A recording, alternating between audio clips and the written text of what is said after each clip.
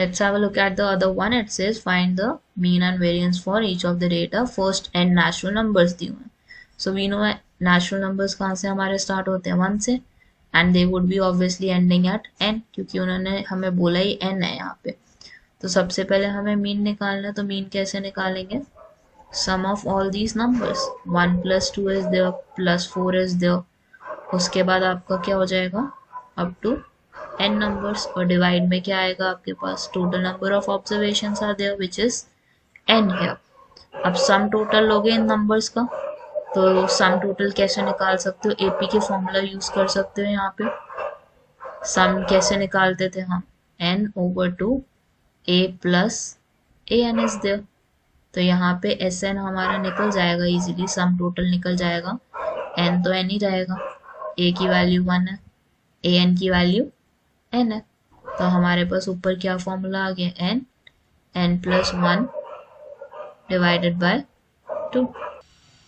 The whole answer here would be divided with n, और n से हम n cancel करके क्या वैल्यू मिल जाएगी हमें? n plus 1 divided by 2.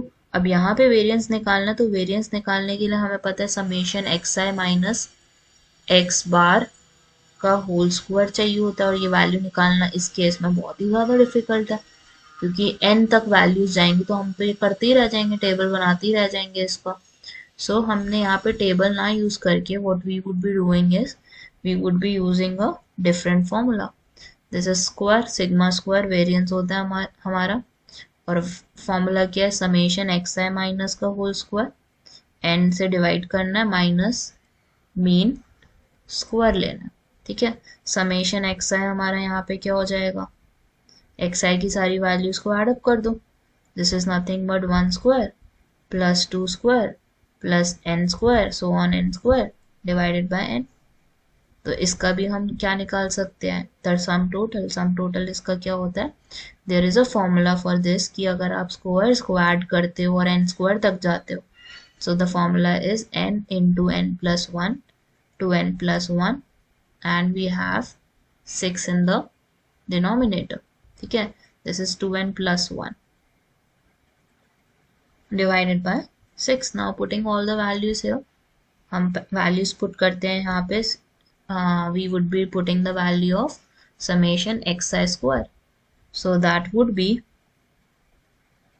this is not there, summation xi का स्क्वायर हमारे पास ये वैल्यू आ गई यहाँ पे. अब इसको सब्स्टिट्यूट करोगे. This is n plus 1 2n plus 1 divided by 6n. n से n कैंसिल हो गया आपका, माइनस का साइन आएगा. देन मीन का स्क्वायर करना है आपने, विच इज n plus 1 का होल स्क्वायर डिवाइडेड बाय 4. अब आपने वैल्यूज यहाँ पे सिंप्लीफाई करनी है. So let's try to simplify the values. n plus 1 common ले सकते हो, you can take 2 common as well. पहले वाले में क्या बचा? 2n plus 1 divided by 3. Next में क्या बचा? n plus 1 divided by 2. Now simplify this value to get your answer. n plus 1 divided by 2 is the LCM लोगे यहाँ पे आप. this would be 6. पहले नंबर को 2 से मल्टीप्लाई करोगे. 4n plus 2 is the, minus का साइन आएगा, minus 3n minus 3 is the. अब आपने यहाँ पे क्या करना है? you need to just reduce the values. 4n minus 3n is there which is like n, और 2 minus 3 हमारा minus 1 हो जाएगा. So you add n plus 1 divided by 2. This is n. 4n में से 3n गए, n हो गया. 2 में से 3 गए, माइनस 1 हो गया आपका. ठीक है. और डिवाइडेड बाय 6 इज देयर. तो हमारे पास वैल्यू क्या आ गई? n plus 1 को n minus 1 से मल्टीप्लाई करने पे I would have n square minus 1 square divided by 12. So this is how you need to find the variance of this data. Variance हमारा क्या निकल क्या है? n square minus 1 square divided by 12.